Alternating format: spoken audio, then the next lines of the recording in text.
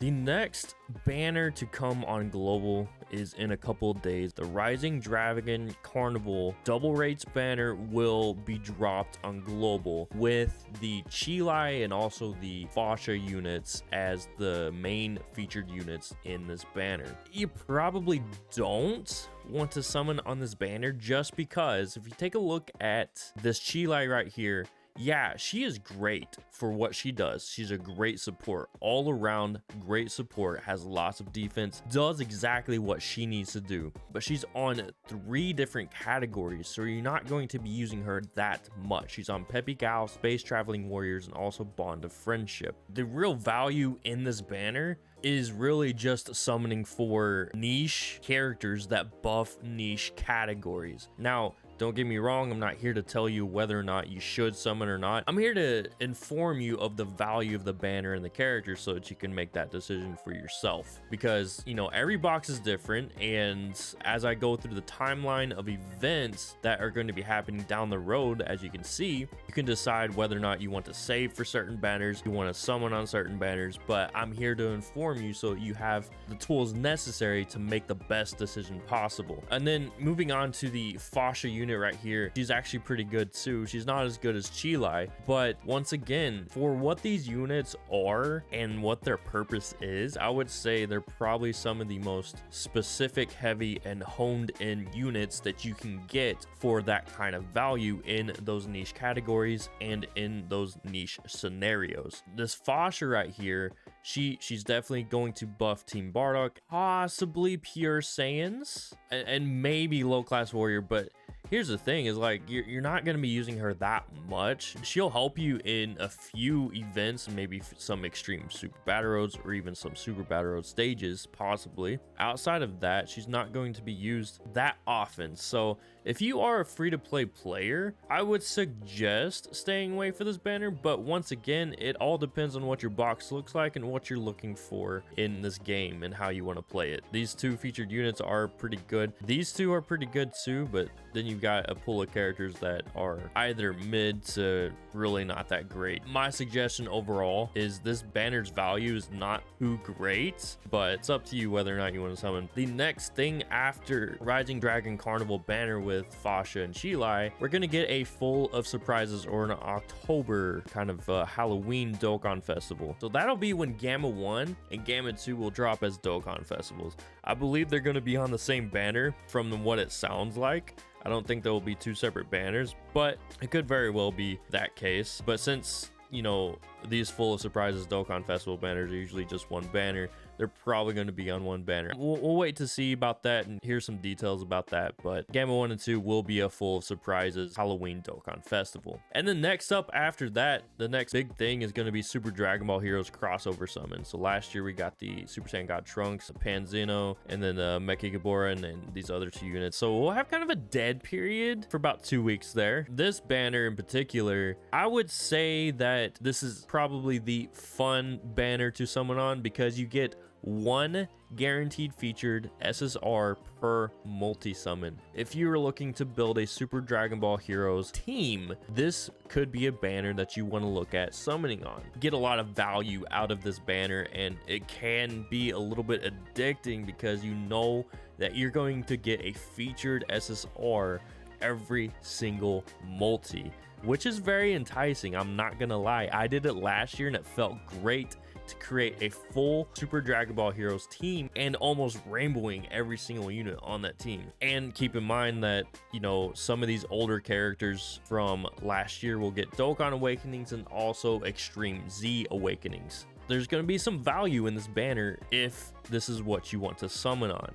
Something else to also keep in mind about this banner is Super Dragon Ball Heroes. They're good, but they're very niche category, I'll admit. They're not going to be necessarily useful across the whole game of Dokkan, but they can help you in some situations. And let me tell you right now, from my experience with using these units, you don't particularly want to use them on other categories except for the crossover category or Dragon Ball Heroes category, because they are literally meant to have synergy with each of the Dragon Ball Heroes units or crossover units. So they're going to work best on their own team, although you may find a use for one or two of them on other teams, such as, you know, this Goku and Vegeta right here. This Goku buffs Goku's family as a support unit, and he stacks attack and defense, so he's good for long events. Vegeta's the same exact type of unit, except he buffs Vegeta's family category units. So those two are an example of being able to be used on different categories, such as Goku's family and Vegeta's family. But aside from that, a lot of these units are not going to have a lot of synergy on teams other than the crossover team or the Dragon Ball Heroes team. So that's something else to keep in mind as you decide whether or not you want to save your stones and actually summon on this banner. After Super Dragon Ball Heroes, this is complete speculation and kind of an educated guess on when this Dokkan Fest Super Saiyan Trunks and Super Saiyan Blue Vegeta would drop. We think it might be around Christmas time. With Global's scheduling so screwed up right now, that could be very, very different, but it is likely to expect this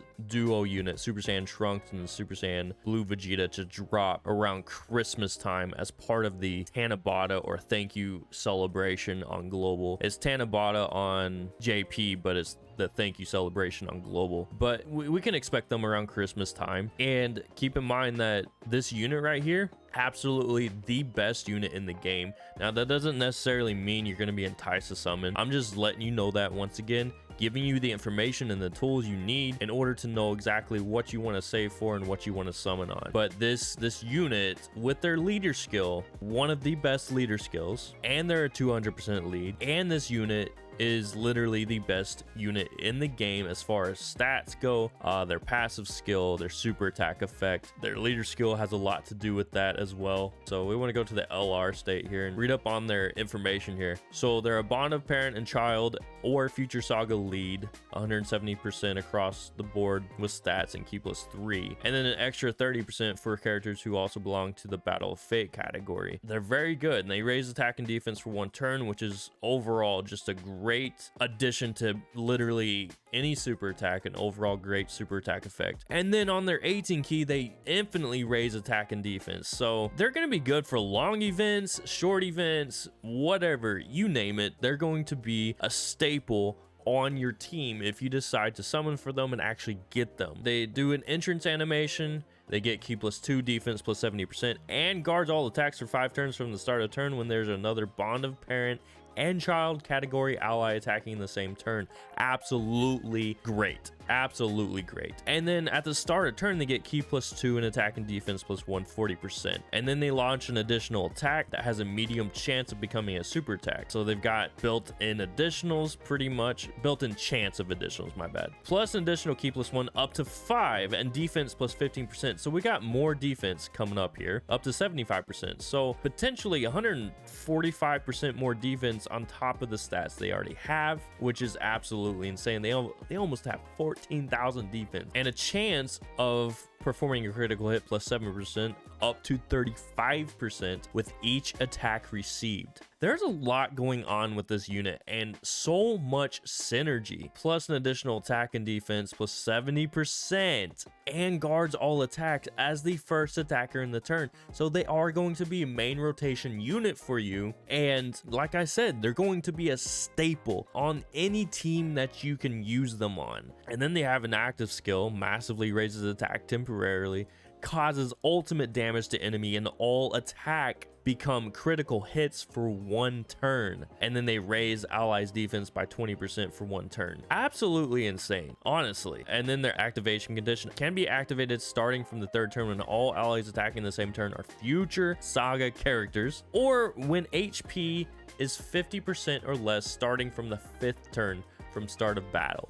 Pretty easy active condition if I wouldn't say so myself. And then they have a pretty good link set. Fierce Battle is a pretty good one. Legendary Power, of course, that's every LR. Royal Lineage, obviously bond of parent and child, covers that whole umbrella of Trunks and Vegeta. Prepared for Battle, there's so many key links that they have, they're never going to be without key. If you want to skip all these banners, including this October Halloween banner full of surprises with the Gamma 1 and Gamma 2, honestly, I think that would be a smart move. I would say this unit right here everyone can get use out of them. Absolutely everyone. So if at all, the simplest thing to do is to save for this unit right here. But like I said, look at your box, see what you need, see what you want, play the game how you want to play.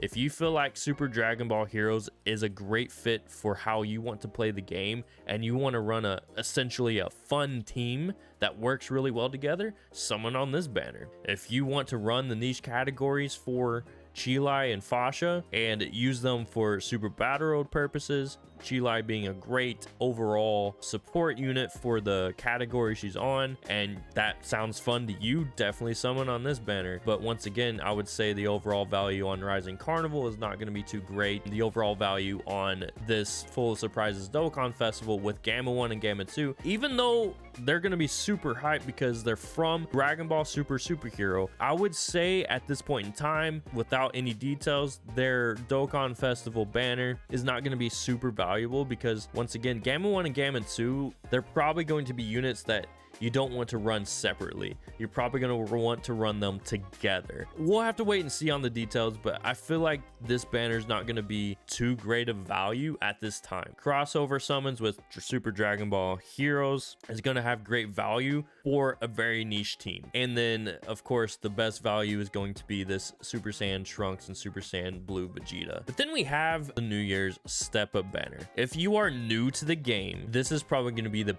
best banner for you to save for, because there's 3 different rotations. It costs 600 stones total to do all 3 rotations, but you get a guaranteed featured unit at the end of each step, and some of those guarantees are going to be LRs. Let's take a look at this for a minute. So you get a super class or extreme class category leader guaranteed on step 1, then you get a super/extreme class category leader guaranteed on step 2, and then a potential LR character is guaranteed on step 3. So you have the potential to pull an LR in step 3 and step 5. And then step 4, you have another guaranteed super or extreme class category leader. You're literally getting a guaranteed unit 15 times for 600 stones. There is no other banner that has more value unless you're a veteran Dokkan player and do not need the units in these pool of characters in the step up summons for New Year's. Basically, the value of the New Year's step up summons depend on what Dokkan Festival exclusive characters you have and what Dokkan Festival LRs or yellow coin LRs that you have. We are on our way to 750 subs and we need your help to get there before the end of November. So if you're enjoying the content and find it helpful, please consider hitting that red subscribe button, liking the video, and setting your bell to all notifications so you can receive all notifications to my videos. Thanks for watching. I appreciate y'all. Until next time.